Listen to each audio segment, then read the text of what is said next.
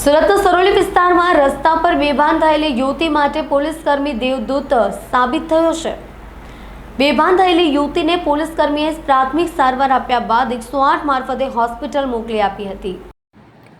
પોલીસનું નામ સાંભળતા જ ભલભલા મહારથીઓ ધ્રુજતા થઈ જાય છે, પરંતુ પોલીસની ખાકી વર્દીમાં પણ માનવતા વસી છે। સુરત પોલીસનો માનવતા ભર્યો ચહેરો સામે આવ્યો છે। સારોલી વિસ્તારમાં રસ્તા પર એકાએક એક મહિલા બેભાન થઈ ગઈ।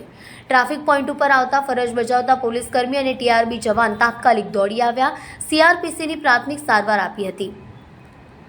યુવતીને ભાનમાં આવતા જ 108 મારફતે સારવાર અર્થે લઈ જઈ હોસ્પિટલ મોકલી આપી હતી। બેભાન થયેલી 24 વર્ષીય યુવતીનું નામ યમુના જયંતી રાવલ હોવાનું સામે આવ્યું છે। ફેશન ડિઝાઇનિંગમાં જોબ કરે છે।